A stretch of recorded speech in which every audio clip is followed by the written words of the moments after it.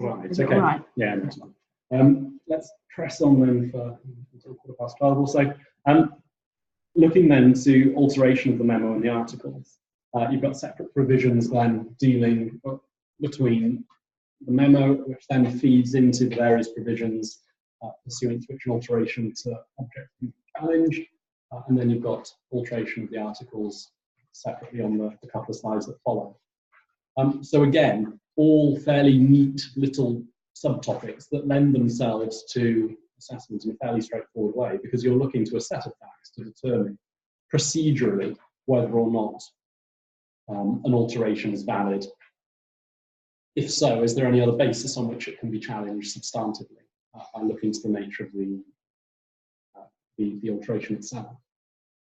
Section 38, though, a company may not alter any provision of its memo except in the cases and in the manner and to the extent expressly provided for by this section, or and in 52A, 17, or 287, both of which are very specific. 52A, subsection 17, is dealing with the alteration under the memo of a PCC when a cell converts to a non-cellular company, which I'm not afraid to say is probably not something I'm going to assess you on. 287 is an alteration of the memo by ordinary resolution in the circumstances where there's an alteration to share. Beyond that, though, and I'm not going to go through them because there is just a list you can read through, but subsections 2 through 7 of section 38 set out the various circumstances in which an amendment can be made to the memo, and some points on procedure specific to some of those. And it's all about things like changing the name and what have you, isn't it? So I'm not going to go through now, but you can sit and read through them. Probably of more interest based on what we've been talking about this morning already here under subsection 5. A company may, subject to section 40, alter the statement of its object. So it may alter its objects clause, including inserting a statement. So inserting an objects clause by only special resolution. That could, of course, be, I suppose, hugely important and have a huge impact upon the company if suddenly you're inserting an objects clause for the first time. Is it something you'd like to come across? It can do if you've got a specific, if you've got an SPV, it's got a very specific purpose, you may find that somebody will want that in rather than just going on just unrestricted objects. Okay. So over time it gives some scope for the diversification of the SPV auto. Section 40 will come on to. Section 40 is that which deals with the annulment of an alteration of the object. But 38 subsection 7 then ties in with section 15 subsection 7, which I'm sure you all know, contains the core requirements for the memorandum and what it needs to contain. And so here, if it wishes to make provision in its memo for any of the matters contained within that, wishes to alter any provision, the alteration needs to be in accordance with the terms of the memo itself, or otherwise by unanimous resolution. So the point there, I suppose, is that, as Caroline said earlier, you could build in a process, a procedure within the memo itself as an additional provision. And so sometimes what you've seen, because we've got this kind of hangover from what used to have to be in your memorandum pre-2008, for example, authorised share capital, etc., you may sometimes still find that people will want to retain that. I can think of, for example, an investment fund where it would be specifically set out what the authorised share capital would be. People may not want to touch that simply because they just don't want to spook their investors. That kind of thing may remain in your document, but you may not obviously want it to be amended by unanimous. So you think about putting another level of another threshold for amendment in there to deal with that specific provision, because it's not something that you absolutely have to include in your memorandum. Yeah, I mean, the starting point, if you take subsection 1, it looks as though this is all very restrictive, it's very limited. May not alter, doesn't help, is the starting point for the wording, but they've chosen the negative rather than the positive. May not alter, except in the cases set out in those subsections. Subsections 2 through 6, I think, are very specific in terms of the items that they deal with. But it's this, subsection 7. It links through to 15 subsection 7, which is the general provision for you to put anything in the memorandum that you want, to drag in any rules that you want. And so it's possible, by way of alteration, to introduce new rules, either under subsection 7, subsection A, make provision for any matter mentioned in 15 subsection 7, so any matter not otherwise contained within the core requirements of the memo, or alter any such requirement. Providing that you do it either in accordance with the terms of the memo or otherwise by unanimous resolution, okay, it's the highest threshold it could possibly be. That hugely broadens the scope for an amendment to the memo to introduce new rules into it during the life cycle of the company. But if your memo says you only need majority, then it takes precedence. Yeah, it does. But my point was, as Carol, I'm saying, you've got to build in. Yeah. You've got to build that provision into the memo. Otherwise, you're subject to the unanimous resolution, the highest possible threshold you could ever have, of course. My point was simply, don't be misled by what is fairly strict wording in subsection 1, because ultimately, as you follow it through, you can add in anything that you like, providing that you either follow the relevant provision in the memo or you do it by way of unanimous resolution. So it may be that that's the true limiting factor. If you don't have some built-in procedural requirements, some lower threshold, then maybe it is the fact that you come back to the unanimous, that you go full circle, and it does become incredibly difficult. So it just depends on case by case.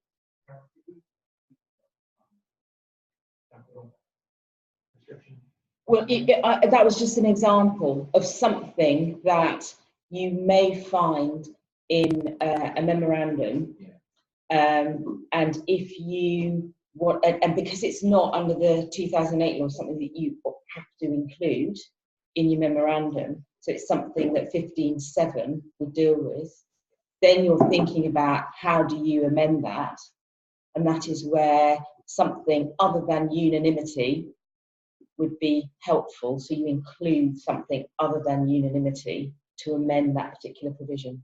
And you would do that on incorporation. You would do that on incorporation. It's not incorporation because, of course, you're thinking about something that is probably an older company where you're trying to put something in to take account of it.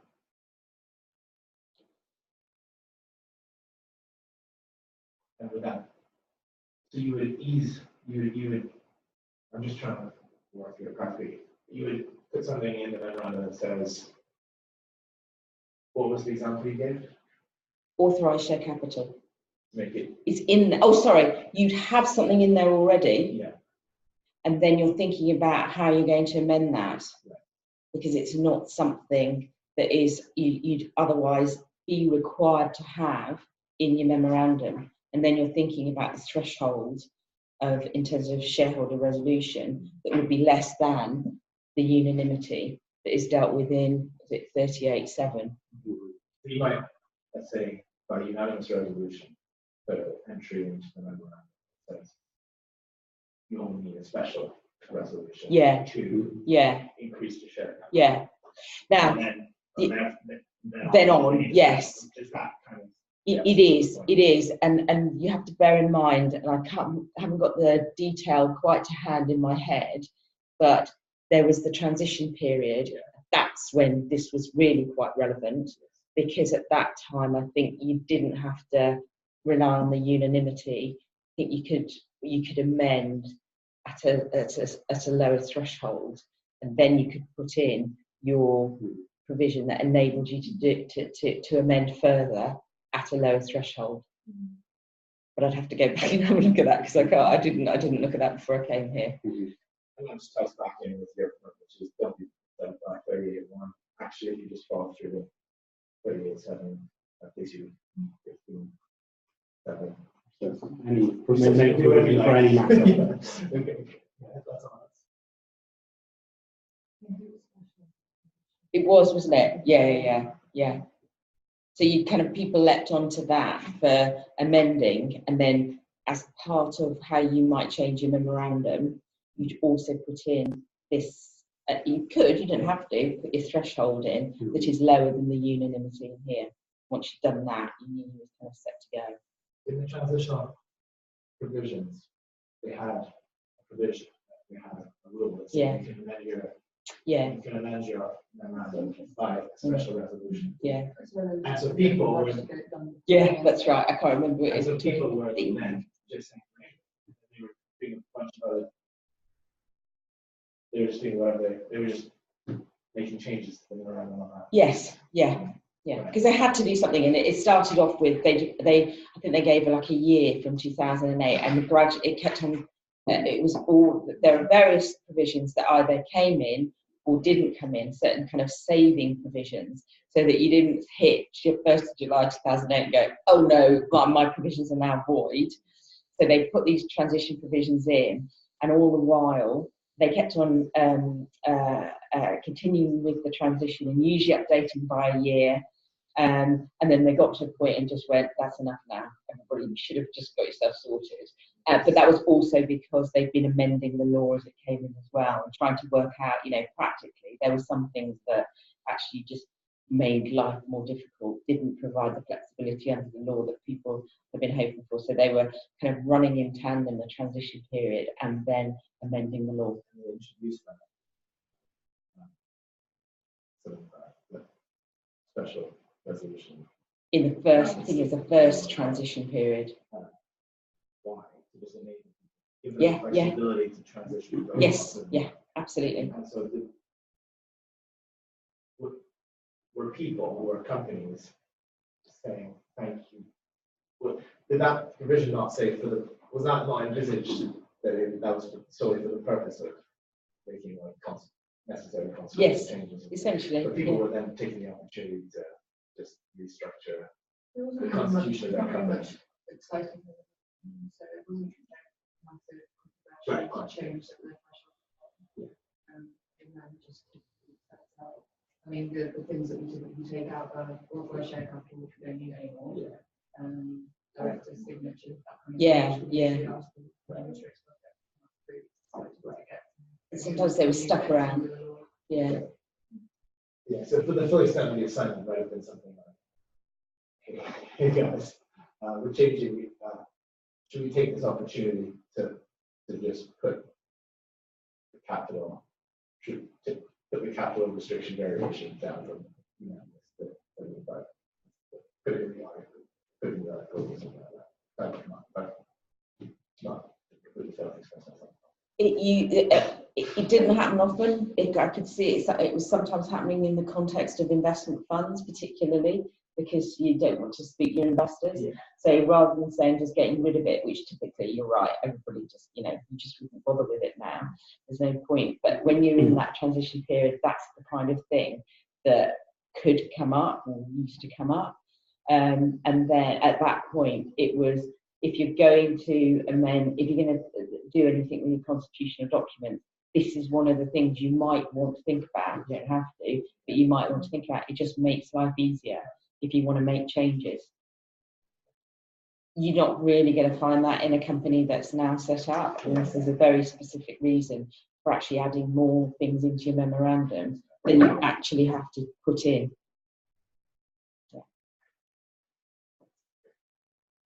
No, there's no stupid questions.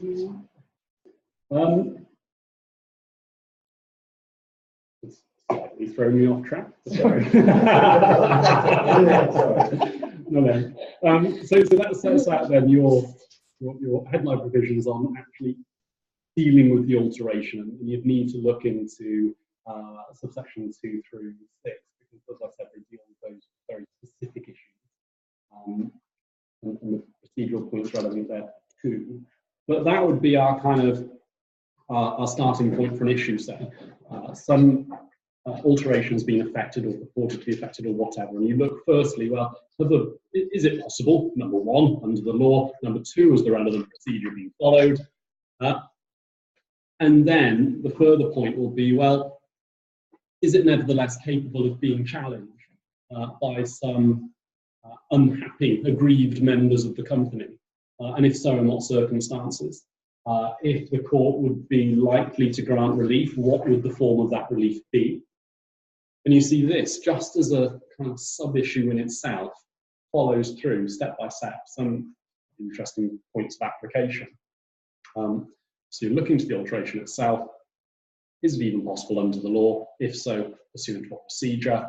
Has that procedure been followed? So yes. Are there any other circumstances in which it could be challenged? And here we're looking to section 40 and the ability of a party to apply to the court to seek the annulment of an alteration. Is a tad misleading, I suppose, in the way it's phrased, because that isn't the extent of the relief that the court can grant. And for me, as an English practitioner, it's quite interesting because the Guernsey law extends beyond what's possible in the English law. Under this provision specifically, you could seek the same relief in English law, but by different means. Here you've got it built into the actual section itself, which is interesting and quite pragmatic. So the headline point in subsection 1, an application may be made to the court for the annulment of an alteration of the company's objects. If an application is made, then the alteration shall not have effect, as we expect from an annulment, except insofar as it's confirmed by the court. Now, that sounds very general, and indeed it is, because it's subject to various things, not least here in subsection 2, subsection A, who can actually apply for relief under section 40. You've got a baseline threshold that has to be met, depending on the type of company. Whether it's a company with share capital or not, or depending on the arrangements for membership. The point is that you're looking for a minimum baseline of 15% of those with voting rights, either at a general meeting or total voting rights across the board. You're looking for that baseline threshold for an application to be made. So an application can only be made by those holding in excess of 15% of capital or voting rights, depending on which category you fall into. So you're looking for that as a starting point, and that's also then subject to subsection B, which says an application can't be made by anyone who voted in favour of the alteration. So again, it's further restricting those who can apply under section 40. So under 40, subsection 2, subsection B, you can't apply under section 40 for an annulment if you voted in favour of the resolution itself, which makes sense in practical terms, but again, that's a slightly unusual provision to me because it isn't reflected in the English law on this, but built in. So you're prohibited, I suppose, from applying if you consented or voted in favour of the relevant alteration under 2 subsection B.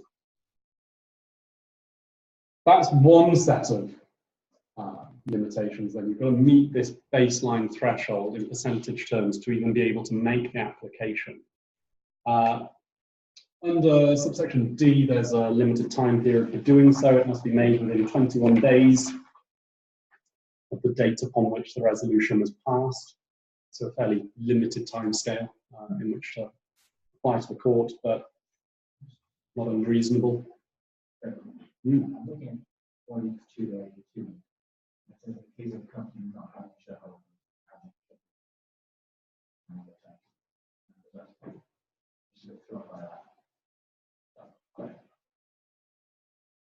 a company not having shareholders. Yeah, you could have members. A company limited by guarantee, for example, Okay. has members. Yeah. And so you're just looking then at the voting rights, Yeah. as opposed to capital value. Sorry, I did just blaze through that because you're just looking for your 15% either on capital or on voting rights.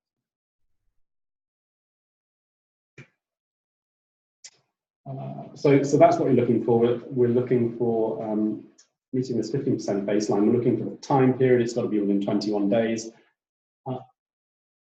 There's no, I don't think, real further guidance in terms of the circumstances in which the court will be persuaded to annul an alteration. And I mean, I can take you, and I will take you to some of the case law in England and Wales that deals with alteration of the articles, which may have some relevance as guiding principles.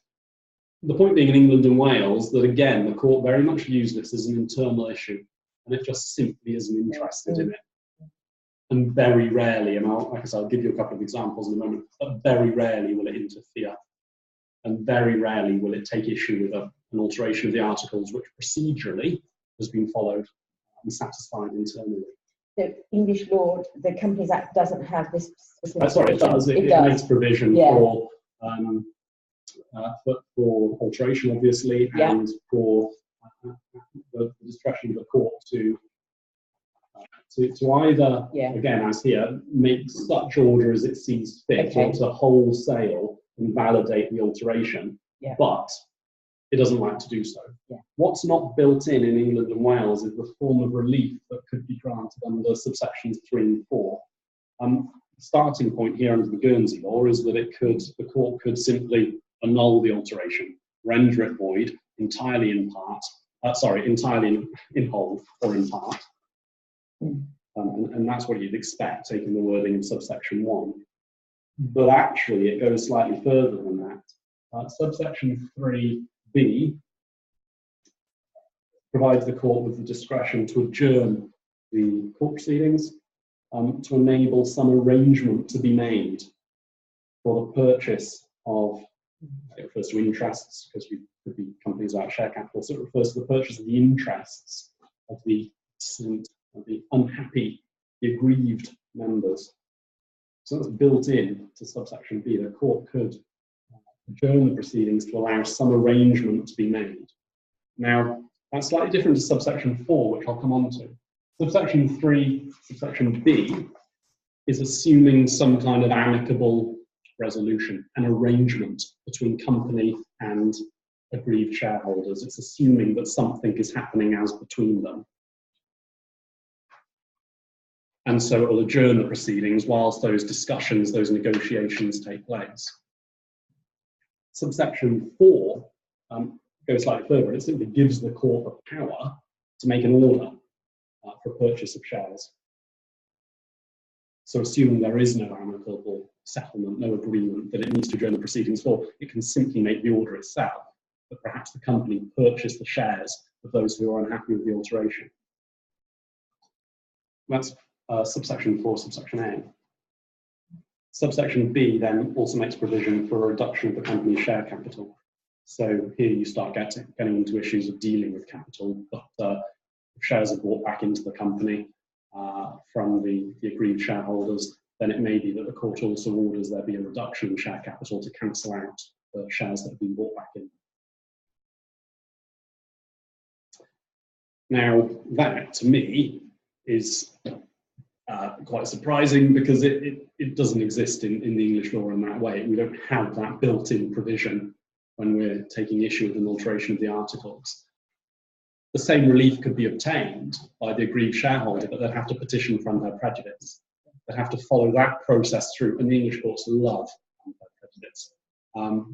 They don't like anything else. They just like unfair prejudice. And so you would frame this, and I have done it in the past, you'd frame this in a petition for unfair prejudice, but when I've done it in the past, it's been a much wider set of issues. And this was just one little incident that my clients are unhappy with. And we're seeking the same relief. We're seeking that our shares be bought out on such terms that the court sees fit. But we're not doing it within the mechanism of the challenge to the alteration itself. You could do that, as I said to Carolyn. You could simply apply to invalidate an alteration or to injunct against an alteration taking place, but there's no built-in. What are the reasons? What grounds for the challenge? Are we getting well, I can tell you, we can discuss it in context of alteration of the articles. That's where the case law lies, and we'll come on to that in a moment. Let's just look at the headline points on the alteration of the articles first. But again, I come back to the point I made a few moments ago, which is it's incredibly unusual. Yeah, I don't know. Incredibly Heard of unusual. it. Because the courts just don't want to get involved. Yeah. If there was a procedural issue, an alteration had been made and I don't know, the relevant resolution hadn't been passed, it would be a different story, because you're simply talking about compliance with procedure. But if the procedure's been followed, majority rule it will have been, the court isn't interested in the substance of what the alteration is, apart, as I said, from a couple of very discrete cases. So if I was to then build this as an issue into a problem question, to an extent you're on your own when it comes to making that judgment call as to whether or not the court is likely to be persuaded to grant relief, because you just don't have the guidance to give you. Not in either jurisdiction as far as memorandum and objects is concerned. As I said, we can draw by analogy to the case law and alterations of the articles, but just bear in mind these are separate provisions within the law. One deals with memo and objects, the other deals with the articles. And the way in which the law is formed, is phrased, I think has regard to the fact that historically the memo has been seen as so crucial, it shouldn't be capable of easy alteration. Yet now we see in the 2008 law, actually, as we were discussing 15 minutes ago, it's far more fluid and straightforward than would once have been the case. And so alteration of the articles historically has always been dealt with a little more lightly. These are just general rules within the constitution of the company. And so here, 42 subsection 1, subject to the provisions of the law, the company may by special resolution alter its articles. As simple as that. Everybody's happy with the concept of majority rule and the fact that the content of the articles will generally be fairly light compared to what you may see in the memorandum. And on that basis, you could affect an alteration simply by special resolution. And now I see it, I'm reminded actually you do have some guidance in the Perpetua Immediate, which I've totally forgotten about. It is very, it's not hugely useful, but we'll come on to that. So 42 subsection 1, special resolution for general alteration of the articles. However, you've also got to have regard to section 44, which deals with entrenched provisions. So here you're talking about some provision within the articles which has been given something of a higher status, if you like, above other provisions within the articles. So an entrenched provision, in which case it's only possible to alter or amend that provision if some higher level procedure is followed. Perhaps it's subject within the articles to a unanimous resolution being passed, as opposed to merely a special resolution.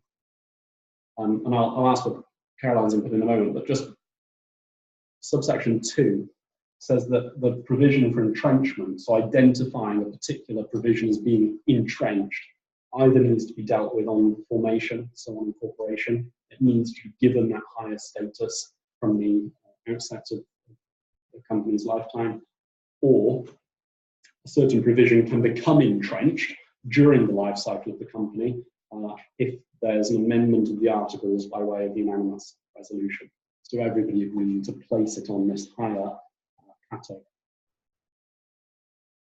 You're about to say something, no? Caroline, what do you see in practice then as far as entrenched provisions are concerned? Not often, Yeah. but I can think of, I'm trying to think. Situations where I could see it happening could be in companies where you've got different classes of shares. One class could have voting shares, one class could not. And then trying to change the provisions that deal with the voting around the shares which do not have voting rights. Yeah. And I could see there that you'd be looking probably for an entrenched right. And that the scenarios there could very well be some of the investment fund structures that get set up, particularly where you've got US managers involved. They like this. They like to control basically the voting rights, and you can often find your investors will invest, but they won't have voting rights other than in very specific circumstances. And any change to that, that provision becomes an entrenched provision. Yeah, so again, case by case basis, but just recognise that if you're looking to the general power under 42, called by special resolution, you need to pay attention to the fact that a certain provision could be entrenched and as such subject to a higher burden in terms of actually affecting an amendment. But the provisions for that, the relevant procedures, will be set out in the articles. So. Yeah. It's kind of like an internal mismatch in this one, because it says change as a unanimous resolution, but you need a unanimous resolution to take anything higher than a special resolution, which is kind of interesting because you had if it said, let's say you had an 80%, you'd still need it would to get to there, you would need to have the But then the point is, going forwards, you'd be subject to your 80% on that particular point.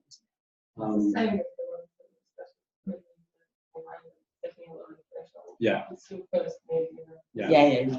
still need that as the enabling provision to ensure that there's no prejudice to any minority shareholders. So bear that in mind. Perpetual media then it went to the Court of Appeal, didn't it? And it was primarily focusing on indemnities given to directors and issues pertaining to that. But as part of the judgment, as part of the issues in the Royal Court, it was necessary for the court to have regard to two different versions of the Articles of Incorporation, a 2007 version and a 2009 version. And it was looking to the manner in which those two sets of articles have been amended. And simply the passing comment, it was an issue in the proceedings, but it wasn't the crux of the proceedings. The court had regard to a side-by-side comparison of those two sets of articles, and it observed that there were no adverse consequences from the amendments which had been made.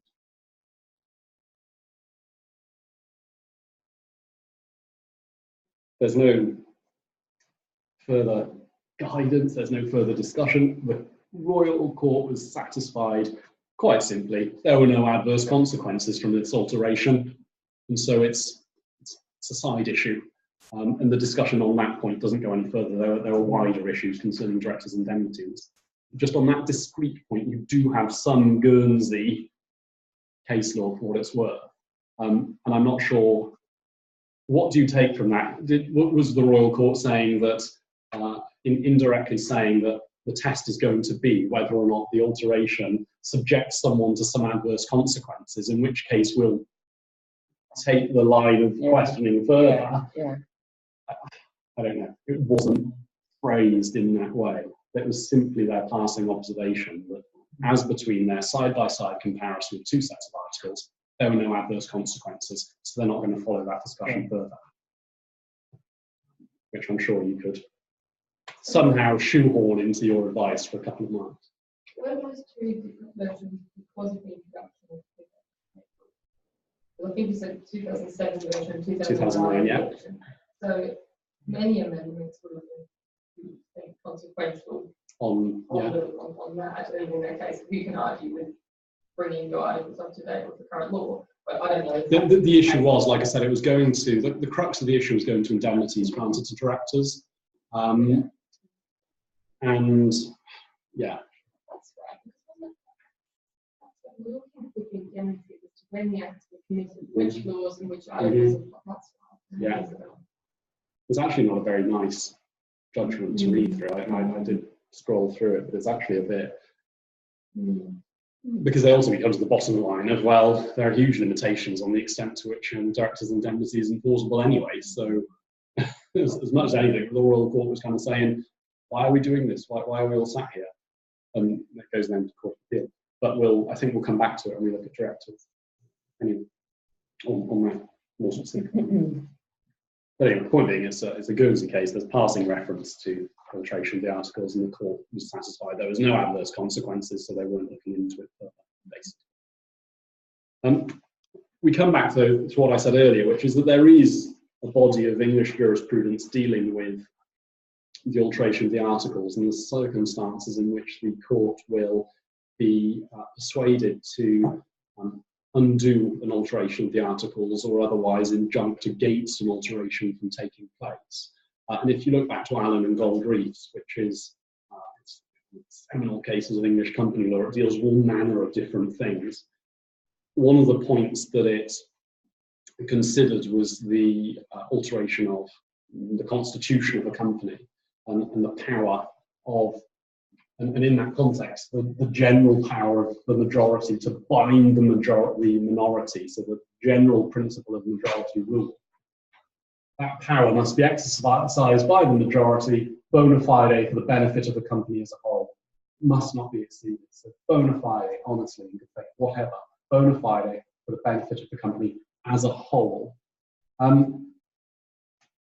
So now in Gold Reefs, the courts are looking generally at the principle of majority rule, the ability of the majority to bind the minority in all different aspects of company law, one of which is with regards to an alteration of the articles. And in subsequent cases, dealing specifically with actual or proposed alterations, the court came back to Allen and Gold Reef and drew very much on this wording here, so as to say an alteration of the articles, the power to alter the articles of association must be exercised bona fide for the benefit of the company as a whole. And there are then kind of like 100 years worth of cases where the courts have not been willing to grant relief because they simply aren't interested in getting embroiled in what they consider to be internal issues for the management of the company. There are two examples which I've ever come across, 1919 and 1920, where the court was satisfied that an alteration was not in the interest of the company as a whole. And it was that they picked up on as a whole, meaning for the benefit of 100% of those involved. In Brown, it was a proposed alteration. So a proposed alteration of the articles, which would force a minority of 2% to be bought out by a majority of 98%. So compel them to sell their shares. That was the proposed alteration. And the court granted injunctive relief. It prohibited the alteration from going ahead on the basis that that wasn't for the benefit of the company as a whole. It was only for the benefit of the 98%, the majority. It was a similar situation in Davern Tinplate, where again, there was a proposed alteration of the articles and the court was willing to grant injunctive relief to prohibit the alteration, where the proposed alteration was such as to compel the minority to sell their shares to a third party. Again, the court took the view that that was not an alteration for the benefit of the company as a whole. Sorry, I know I'm aware I'm talking very fast. I talk far more slowly for undergraduate students when we've got more time. So there, again, a proposed alteration, so application to the court for injunctive relief. And the proposed alteration was to compel the minority shareholders to sell their shares to a third party. Again, then, similar in its impact as in Brown, and so it's probably not surprising that the court came to the same conclusion. It granted the injunctive relief and prohibited the alteration from proceeding. Around the same kind of time then, you've also got Sidebottom, 1920. Here, this is after the event, so this is after the articles have been altered. In Sidebottom, a new provision was entered into the articles, which meant that the majority had the automatic right to buy out the interest of anybody who competed with the company. So if a shareholder was found to have competed with the company, the majority had the automatic right to buy out their shares. And on that occasion in Sidebottom, the court wasn't willing to grant relief because ultimately that's a relatively sound commercial provision. If you compete with us, we will buy out your shares. It wasn't seen then as being as equivalent to the provisions of Brown and Davin. Those were simply wholesale.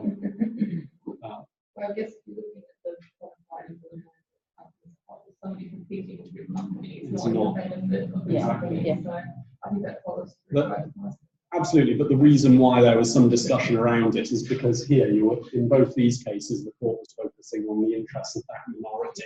It wasn't in their interest to be compelled to sell their shares. So I agree with your analysis, and that's absolutely right. The issue, the reason for the uncertainty was simply it's forcing them to have their shares bought out. But no, you don't look at it from their point of view. If you're looking to Alan, you're looking at the company as a whole, and you're right, allowing somebody to compete is not in the interest of the company as a whole. That was a nice little flurry of cases, 1919, 1920.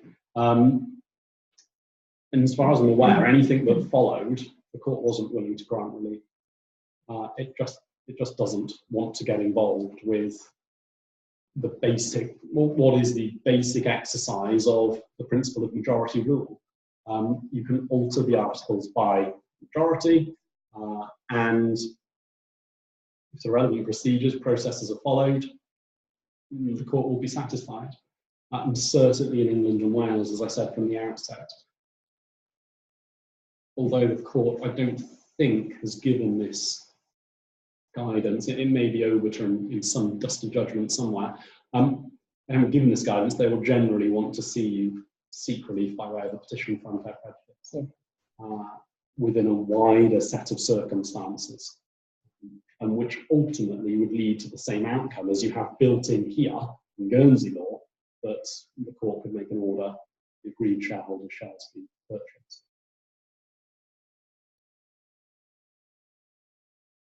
Anything to add? No, those will definitely be, I mean, we often see it, you know, people thinking, how can they get that pesky minority out? That's just, you know, causing them an issue that they just don't want to happen there. And, you know, we can be on either side of it, but it always comes down to, you know, thinking about unfair prejudice, the minority. Yeah. So the way I've used this as an issue in the past is to ultimately lead through and to lead the student through to consideration of derivative claims and certainly petitions for unfair prejudice. Obviously, a derivative claim is going to be fact specific on some issue concerning the company, but certainly to follow the issues pertaining to the alteration of the articles, which you need to work through, as I said a few moments ago, looking through section 40 and the relevant provisions. Has the procedure been followed? If so, in what circumstances can it be challenged? By who? Within what time period? What relief can the court grant?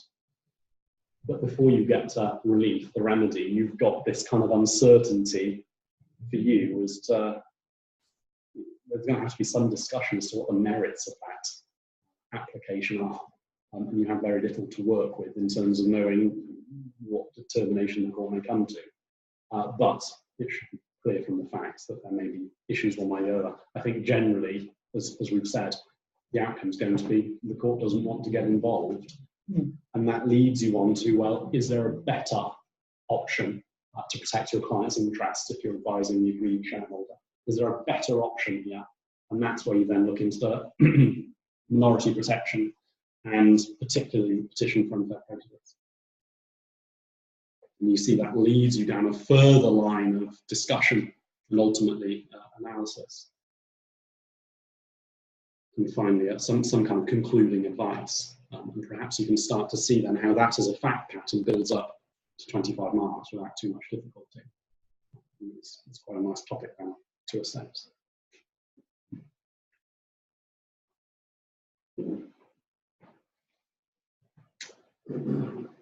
Any other questions then on the constitution of the company or altering the manner of the owners? Okay.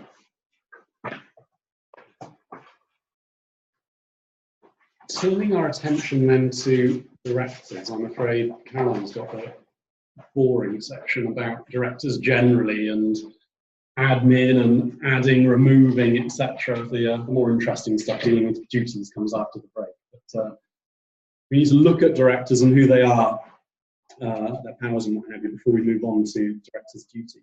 So there's only, there's quite a few slides within this, but a couple of them deal with fraudulent and wrongful trading, which we covered in a degree of detail yesterday, and so there's only a few points that I need to add to that on wrongful trading within the context of the liabilities of the director.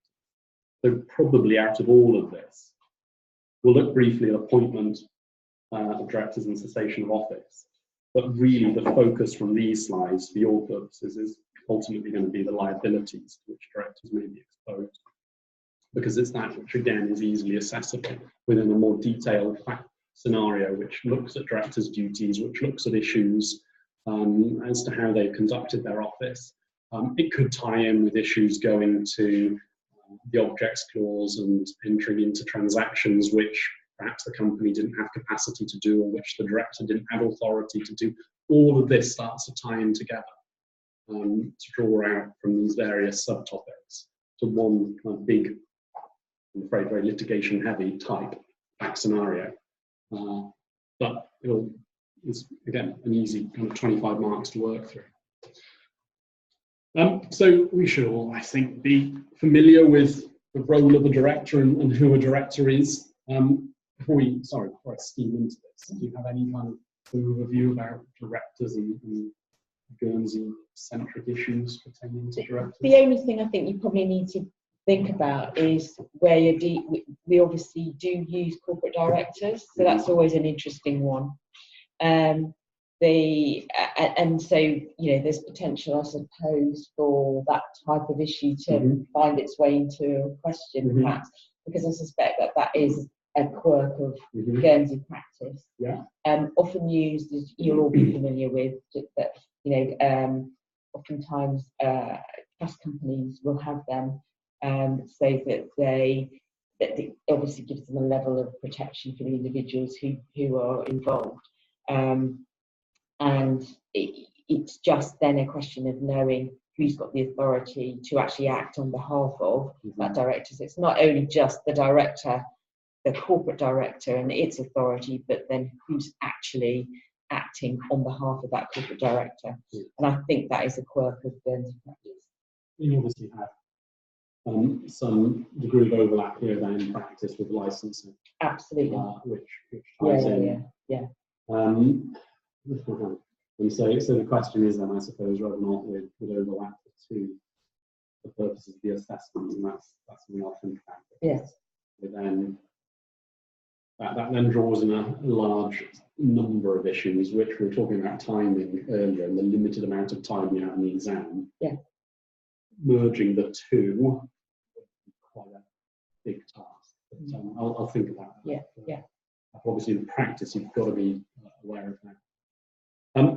But stepping outside the issues pertaining to licensing, just looking purely at directors in a corporate sense under the company's law, section 1 through 4, we have a nice clear statement: the business and affairs of the company must be managed by or under the direction or supervision of the board of the company.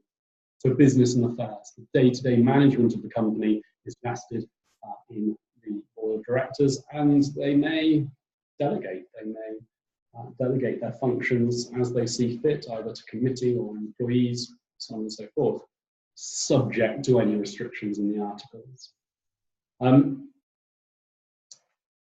Subsection 2 then defines the powers of the directors as simply being all of those that are necessary for basically fulfilling that function under subsection 1. All of the powers necessary for managing, directing, supervising the management of the business and affairs of the company. So the directors are vested with all powers of management, save that, of course, the caveat, both of those provisions and the powers of the directors, their authority is subject to any limitations in the law, manner, of the art.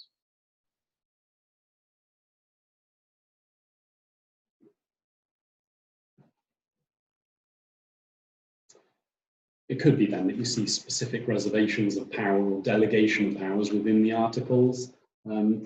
you tend to see it at that level? Usually just more the generic provision that permits committees to be set up. So it's dealt with at board level, Yeah. and that's a lot more fluid and less rigid than having some kind of provision within the articles that makes provision for that, because it needs change over time. Insofar as the appointment of directors are concerned, then 135 subsection 1, companies shall have at least one director. That's reflected in the standard articles, which also then go on to provide that it may have as many directors as the shareholders may approve by way of ordinary resolution.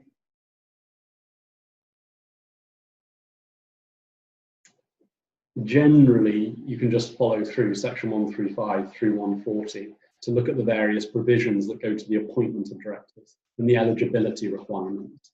And I wasn't going to propose to go through those because you can just sit and read them. They are simply procedural points. There is rather specific provision in subsection 1 of 136 for directors of ICCs, who must also then be directors of each of the incorporated SADs. And there may be no director of an incorporated SAD unless he's a director of the ICC itself. But, it's a very specific point that I thought I would cover off, but which is not really something I'm likely to raise as an issue in a problem question.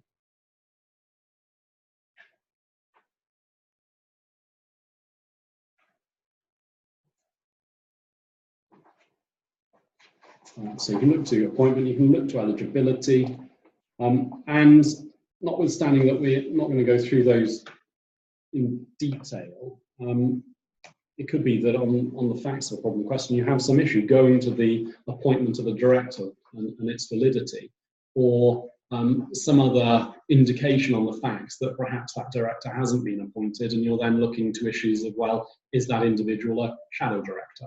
And thereby subject to the same level of analysis that you would give for any other director on the facts who has been validly appointed and may be subject to the same liabilities as those formally appointed directors. So 131 and 132 deal with alternate directors and shadow directors. I'm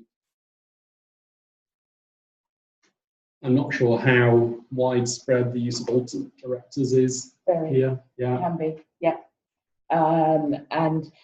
but you have to bear in mind that if you're dealing with a regulated entity, then use of alternate directors. Be careful about that, because of course you've got all the consent requirements around that. But yeah, I think they are used. But probably not for the same reasons in the UK, which is that they are intended to step in when someone's absent and someone's ill, unable to act for capacity. So yeah, it's more just this is to look at your structure. Yeah, logistical. Yeah. So again, it's very specific finance and funds, etc. And the trust industry. Yeah. So alternate director, substitute for all intent and purpose would be the factor for the effective director in law. And the issues going to the alternate director, his powers, any restrictions imposed on him, you expect to see provision made for within the articles. Yes. Because again, it may be case by case specific.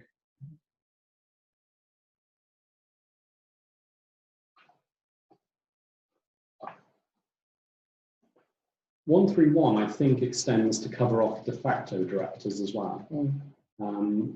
Someone who's not been formally appointed, but who is nevertheless acting in the position of director, and so will be held, again, subject to the same standards, liabilities, etc.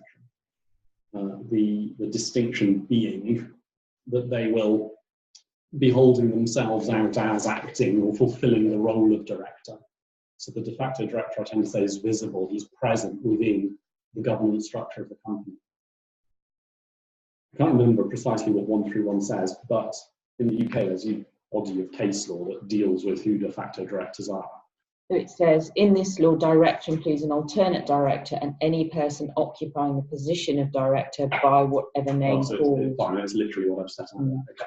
So it's within that latter part of the wording, any person occupying the position of director, or whatever name called. That would cover off your de facto director. someone who has not been formally appointed, but is nevertheless holding that position, purporting to act in that way, irrespective of whatever title they use. And as I said, in the English jurisprudence, you go through a series of tests in the common law to identify whether or not someone's a de facto director. There's no legislative definition. There is a shadow director, but not a de facto director. And it's all, it goes to how, at what level are they operating within the governing structure of the company.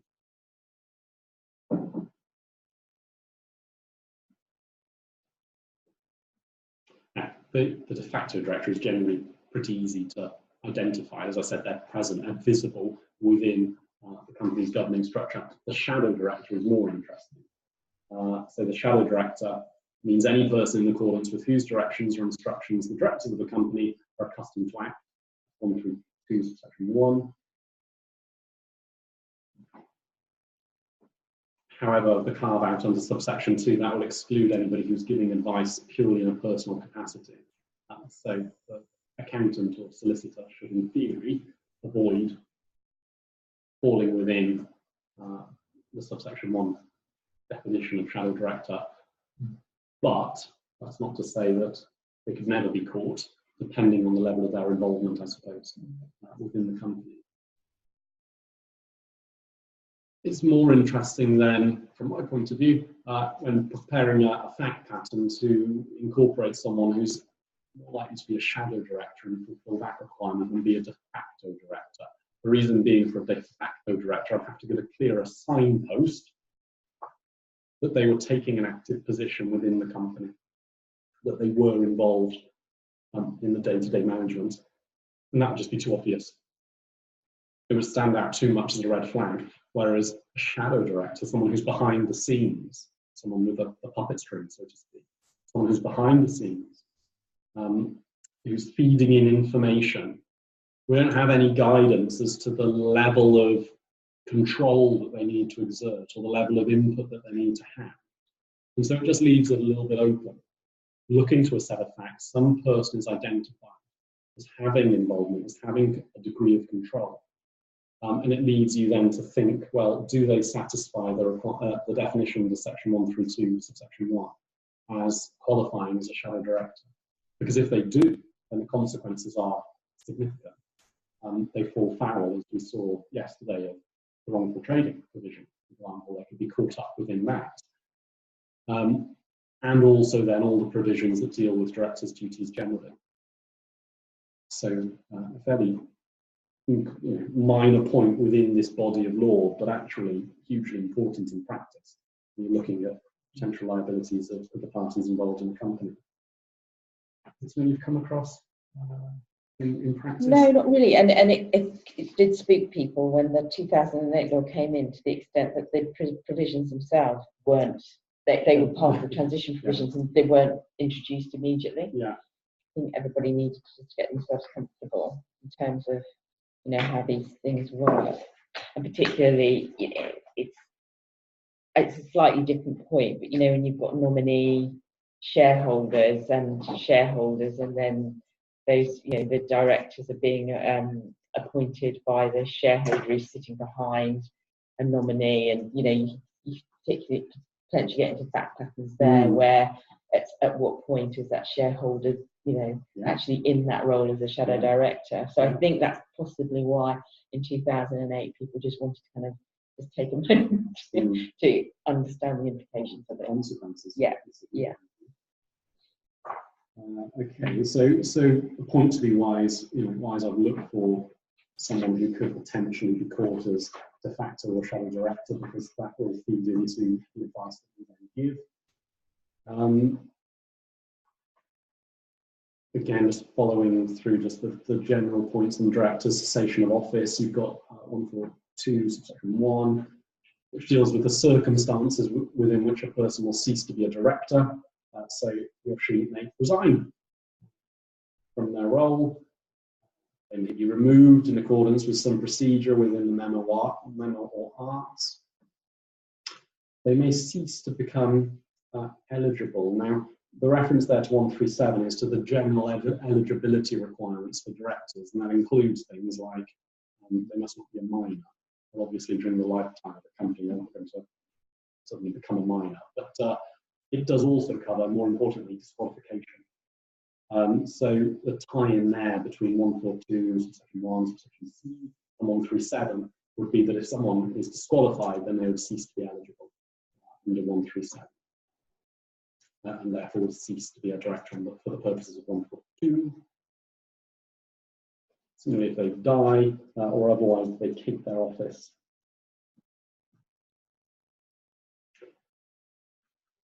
The standard articles then tie in with subsection 1, subsection D, and you're looking to 14.3.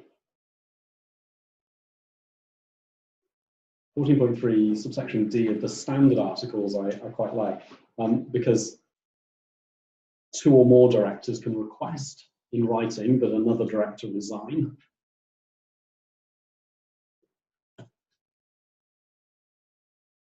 So it could be done at a board level. 2 or more directors under Article 14.3 subsection D could request in writing that another director resign, or at shareholder level under Article 14.3, the members may resolve by way of ordinary resolution to remove a director. And up until we had standard articles, you had to put those into your articles because we just didn't have. There isn't anything in the law that allows you to do it. No, which is that's not akin to the English provision. There's a standard provision. There's a legislative provision that the starting point is ordinary resolution. It's no different. It exists within the 2006 Act itself. Here you're simply down to the articles in order to determine in what circumstances the members can remove a director. I imagine it's probably left as being ordinary resolution in your bespoke articles. I can't imagine it would be set as well.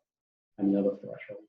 And then the only other time that it may be slightly different, of course, is where you have, if you've got a joint venture arrangement, you may have in your shareholders agreement the ability for a director to be able to give formal notice to appoint to put someone forward to be appointed as a director.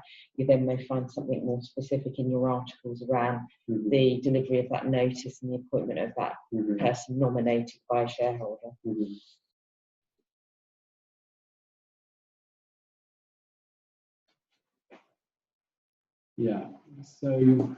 In a fairly minor point within the grand scheme of all of this, but actually could be a useful practical advice you could give to a disgruntled shareholder who's unhappy with some conduct of a director. Well, in practical terms, what can they do? Can they seek to command the support necessary to remove the director as a starting point?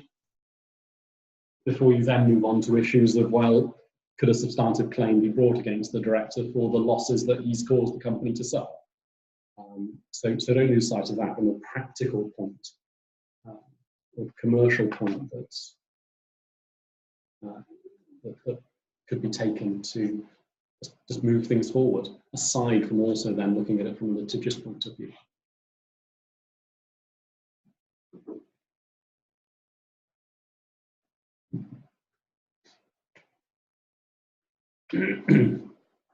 (141) then looks to the acts of the directors, and this ties in very much with the saving provisions that we looked at earlier, in that the purpose of 141 ultimately is to give certainty to third parties who are contracting with a company via its directors. And it subsequently transpires that the relevant director is not eligible to hold office, perhaps, had some defect in his appointment, had ceased by the time the transaction was entered into to actually be a director. Bearing in mind, as we saw on the previous slide, that under the law, a director may cease to be a director upon certain events happening, notwithstanding that there's been no formal resignation, there's been no formal resolution. If he's disqualified, for example, he ceases to hold that office, it's automatic in law. And so 141 then, a further saving provision. The acts of a person acting as director are valid, notwithstanding it is afterwards discovered that You see A, B, C, and D. There are basically some issues in his standing as director, some defect in his appointment. He wasn't eligible. He ceased to hold office. He was not entitled to vote on whatever the transaction concerned. And in fact, it goes one step further in subsection 2. This applies even if the resolution for the person's appointment was void under section 140. So even if his appointment was void, his acts during his tenure, his purported tenure as director, will remain valid. The purpose again being to give certainty and protection to third parties who are entering into transactions with the company. Insofar as they are concerned, their transaction remains valid. It remains enforceable.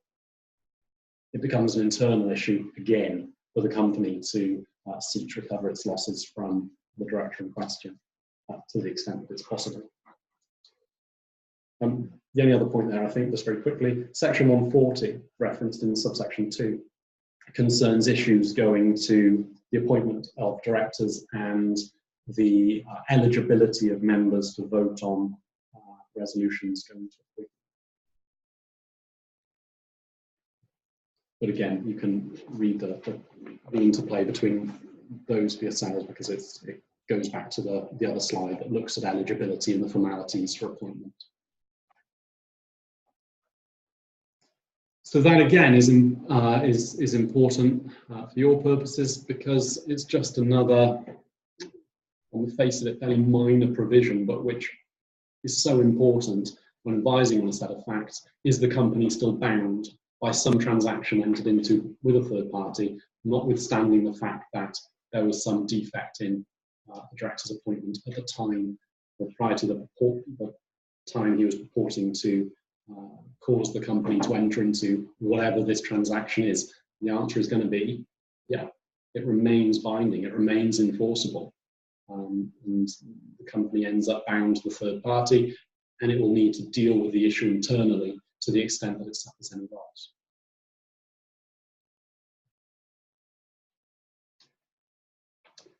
Which leads us into somewhat more usefully, I think, liability of directors and the various circumstances in which they could be found liable for various issues during their involvement with the company.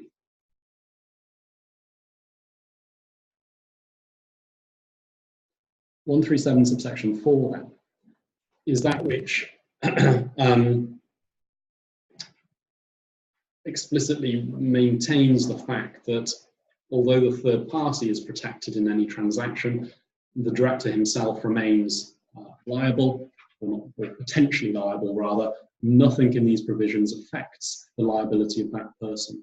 If at the time he caused the company to enter into some transaction, there was an issue with his eligibility to act as director, or his appointment was void, and so on and so forth, those issues are simply irrelevant insofar as a third party is concerned, and insofar as the liability of the director himself is concerned.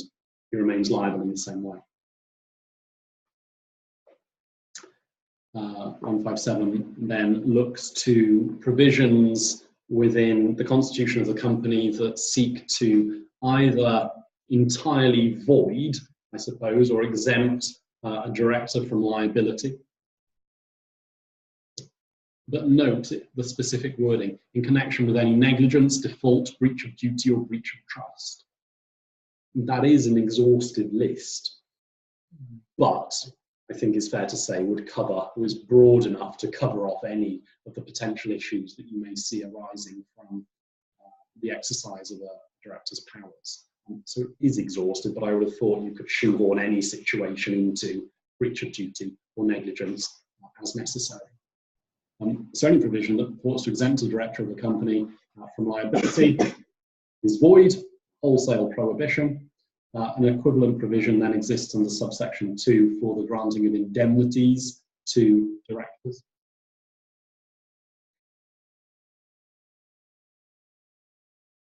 It could just be a very minor point in passing, covered off in the facts of a wider problem question, that there is provision in the articles to limit the liability of the director.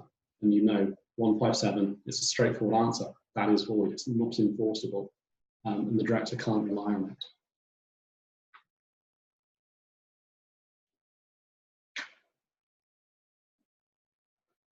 The provision with regards indemnities goes on in a lot more detail through subsection 2, section 158, 159. And I think it's one worth, from a practice point of view, sitting down and having a read through. Is there anything you want to say just on directors' indemnities? They are typically, you know this, the language in the articles is typically quite old-fashioned. I don't know why we just have that provision. I've never actually compared it with something that might be, for example, in Table A. But I don't know if you've seen an example, but and what tended to happen is when there was the transition from the 94 law to the 2008, the provision in the articles around indemnities was usually just caveated with subject to the provisions of the law, and that was it. That is it. That's absolutely the English practice. Yeah. It is always caveated as being to the extent this is enforceable by the law, which the answer is it's not enforceable. So I think you always have to be careful around the advice that is being given on that particular point, and also 158.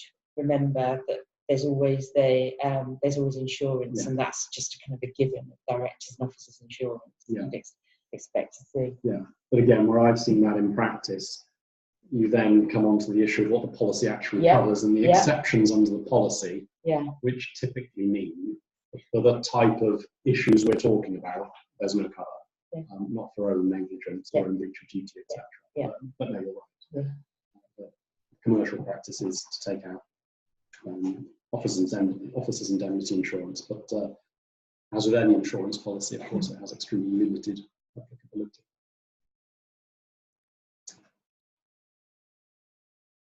It does, though, as you read through 159, you start to look to third-party indemnities, start to become somewhat more complicated. But like I said, sit and read through them, more from a practice point of view, I think, is something to be aware of, rather than something we need to spend time working through now. That I've helpfully doubled up, so that's just duplicated.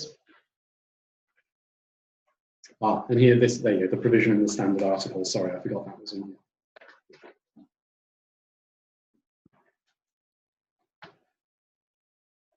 So there you go, section 20, subsection, article 20, sorry, point 1, provision in the standard article. The director, secretary, and other officers or employees of the company shall be indemnified out of the assets of the company, blah, blah, blah, blah. But the wording then you see towards the end of the second line, that's what Caroline was referring to, that's what I see commonly in practice as well, to the fullest extent permitted by the law.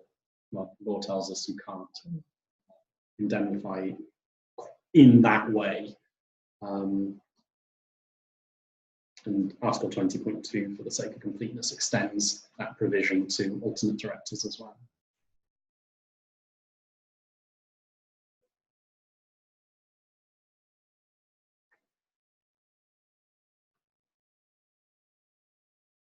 Emerald Bay was dealing with an equivalent form of indemnity that existed within the articles of a BVI company.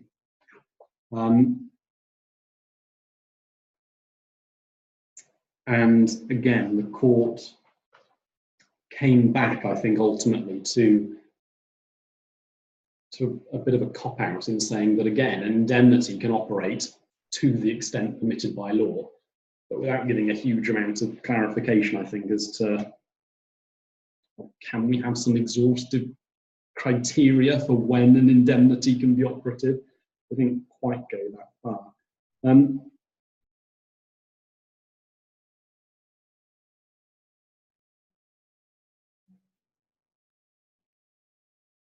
The wording of the indemnity in that case, all expenses including legal fees, all expenses including legal fees, and against all judgments in connection with legal proceedings. I'll paraphrase that. But it was quite a specific form of indemnity that wasn't quite as broad, I don't think, as Article 20 itself.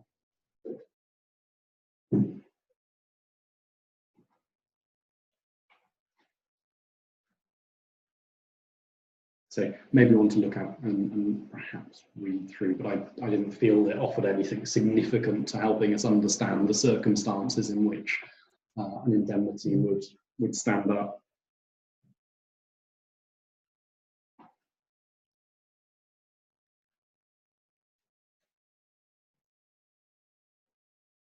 Presumably, the main argument that you should have your legal costs indemnified in circumstances.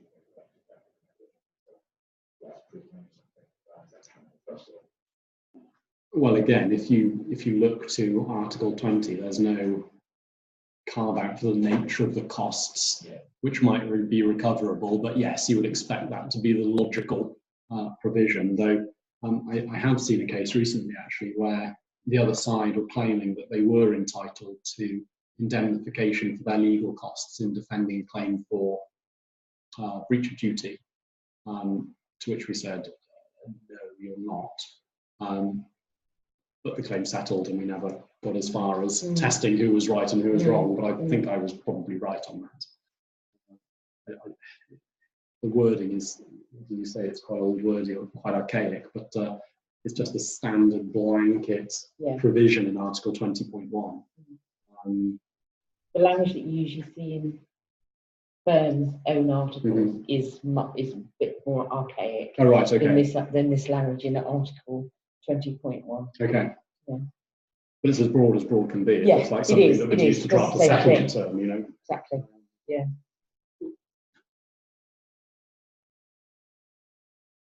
I think there's always that issue, isn't there, about whether you can cover off things like regulatory fines and, you know, could you be covered by that and recover? Yeah. And I think there are kind of policy questions around that. But that's in subsection 3 of 159.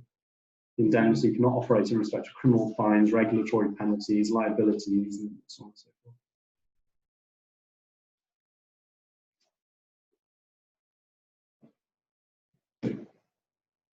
But again, as I said, our takeaway is going to be, well, you can read into this in more detail from a practice point of view. For our purposes, it's going to be an extremely limited application because the courts just, I don't think, can be persuaded to allow an indemnity to be effective. We'll focus after lunch on directors' duties and claims arising from breach of duty, but bear in mind the specific circumstances in which directors may be held subject to liabilities and insolvency. And so if it's put to you on a set of facts and problem question that the company has entered insolvency, then you need to be remembering that there are these specific offences, liabilities that exist upon the company entering insolvency. And I'm not going to go back through fraudulent and wrongful trading in detail because we did that last night. Save us to just pick up on a couple of points on wrongful trading. What we didn't discuss was misfeasance. So under section 422, the power of the liquidator here to apply to court for relief or for a remedy in circumstances where any person, so this isn't strictly limited to director, we'll come on to section 2 in a moment, but any person has appropriated or misapplied company assets, has become personally liable for company's debts or liabilities. And here's the more important point, I think, has otherwise been guilty of any misfeasance or breach of fiduciary duty in relation to the company. So in the event that the liquidator identifies in the course of winding up some breach of duty on the part of the any person, so I'll come on to in a moment, they can seek relief for the company under section 422. Historically, the definition of misfeasance was a lot tighter, certainly in the English law, than it really was looking to misappropriation or misapplication of company assets.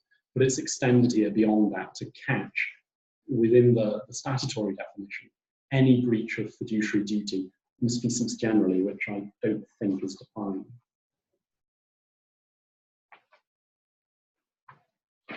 No. Now, subsection 2 is also equally important because it's that which defines who those persons are to which subsection 1 applies. Subsection 2 means any past or present officer of the company, as you would expect, but also, under subsection B, any other person who directly or indirectly is or has been in any way concerned in or has participated in the promotion, formation, or management of the company. It's the widest possible definition of somebody who isn't a director of the company, formally appointed as an officer of the company, either past or present, but who has in any way been directly or indirectly, is or has been in any way concerned in or participated in promotion, formation, or management, which is incredibly wide. Now, again, I'm not sure that there's any jurisprudence to take us further on the limits to that, because if you're simply looking to someone who's directly been concerned in management of the company, you're starting to move down the corporate hierarchy,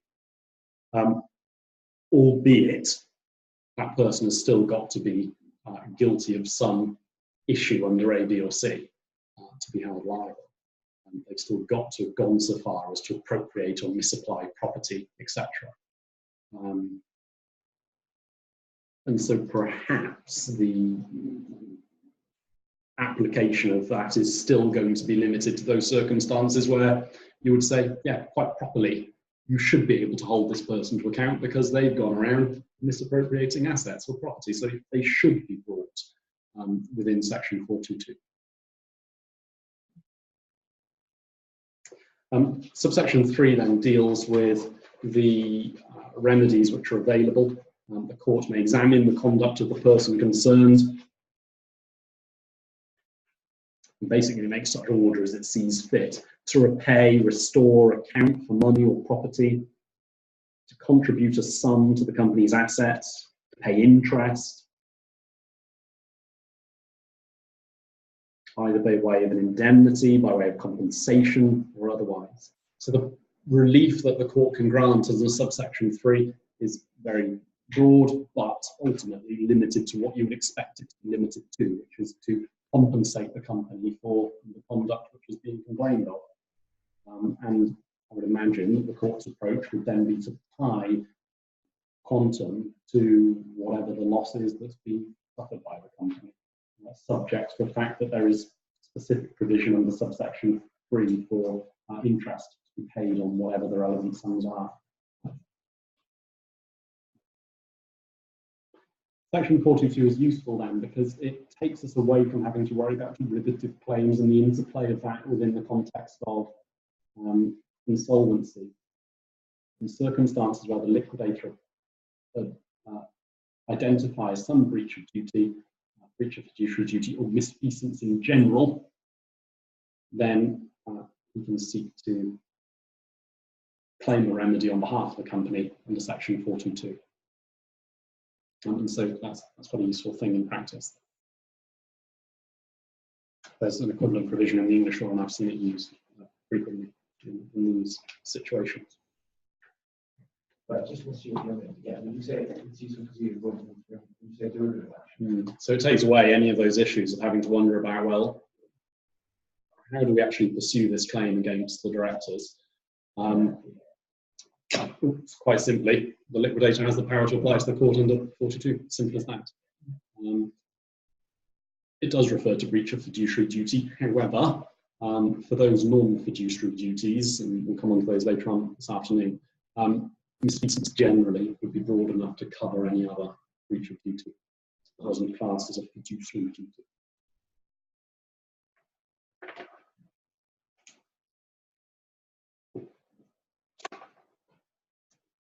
3 minutes to go. You'd think that I had intended for this to have worked out in this way, but it really didn't. So fraudulent trading, I'm not going to go back through. I don't have anything to add to what I said yesterday on fraudulent trading, albeit I'll ask Caroline for any thoughts in a moment. It's just then on wrongful trading that we discussed the core offence yesterday, the test to be applied. We looked to the remedy to which the court would grant, and I did just I didn't go into any detail, but I did just refer you to subsection 3 there under 434, which looks to which gives the court the discretion to what's the word, to refrain from imposing liability on a director in circumstances where it's satisfied that that director took every step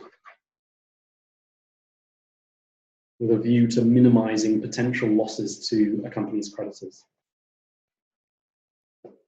Now, that's further caveated that he ought reasonably to have taken. So he took every step with a view to minimizing potential loss to company's creditors that he ought reasonably to have taken. So if you just tie that back into what we discussed yesterday, at some point in time, a director becomes aware that the company is not going to effectively avoid entering insolvency.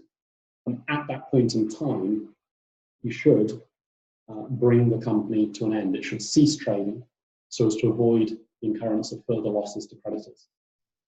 If the company continues to trade, then, as we said yesterday, the ultimate remedy could be that the directors who knew or ought to have known that the company should cease trading, they could be called on to contribute to the assets of the company in insolvency.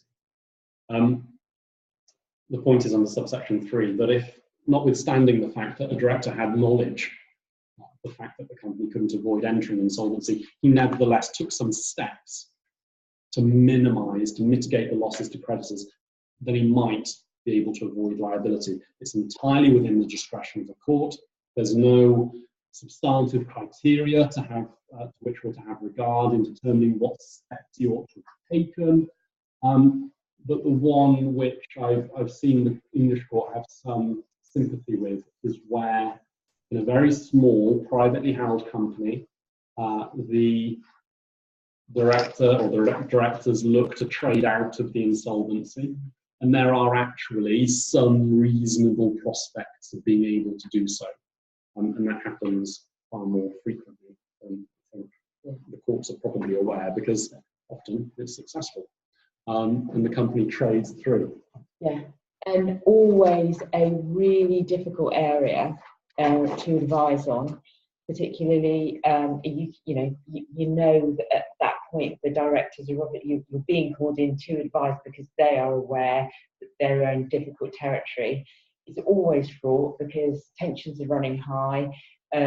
Usually advice has to be given really quickly, and actually that advice tends to actually be given over a period of time as the facts change, and you're constantly, the directors, if they're going to comply with their duties, the fiduciary duties, are constantly thinking about how the circumstances are changing day to day, sometimes hour to hour.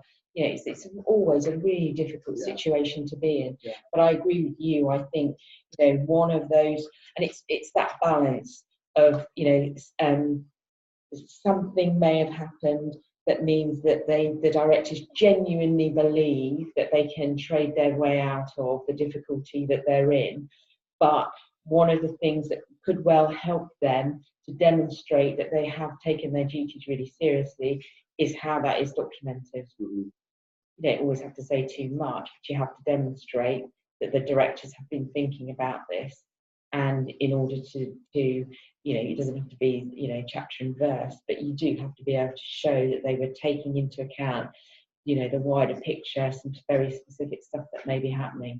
But, you know, it's just a difficult scenario to advise on. And I think maybe it's the nature of the involvement I have with some of my clients, but I see this. It's something I'm so aware of. Yeah. At all times. I have got Yeah. a copy and paste paragraph that I just stick into email after email after email to cover my own backside, to say, you've got to be careful here. Yeah. And there's always that risk that they turn to us as advisors and go, what would you do? And it's like, we can only advise you on what the position is under the law. You have to make that commercial decision yourself. I know it's difficult, but that is your duty, and that's what you need to do. You have to be really careful of not being sucked into those situations where they're effectively looking to you as well for a bit of commercial thought. Absolutely, and I've seen it so many Yeah. times, on so many occasions over the years. Yeah. The only other point I forgot to say, sorry, because on my notes it's on the next page. Section 434, subsection 3, which has that kind of built-in protection for the director who seeks to take certain steps to mitigate losses to creditors. He must take such steps as are reasonable. On the next slide, subsection 4 gives, it doesn't really take us any further, but it simply says that that director will be judged on an objective test, will be tested by reference to what the reasonably diligent person would have done in similar circumstances.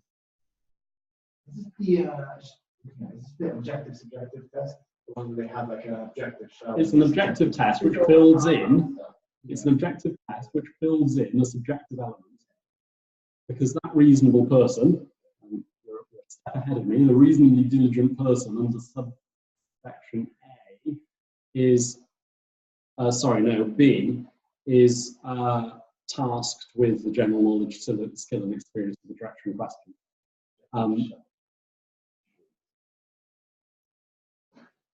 I like that.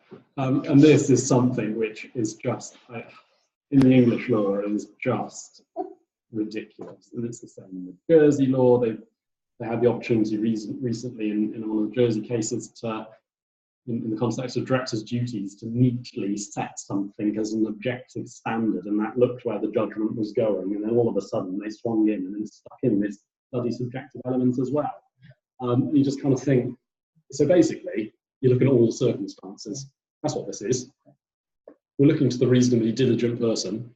Well, they're tasked not only with the general knowledge, skill and experience of the reasonable person, but also of the director himself, which is a subjective test. So in fact, it would be simpler to just say, we're looking at all the circumstances. Yeah. But that's not what it says. And so that's not Guernsey specific, that is something that is frustrating within various parts of the English law, and now the Jersey law as well. The other slides then here go on to look at PCCs and wrongful trading within PCC structures, but I'm not going to go through that, you can read them through.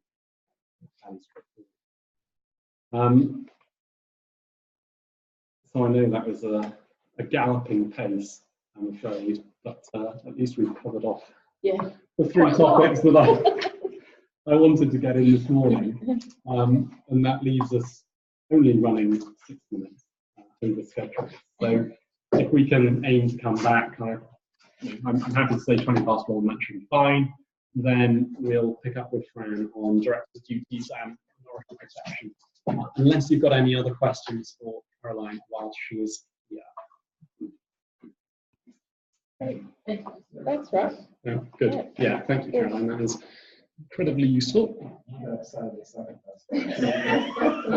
We have better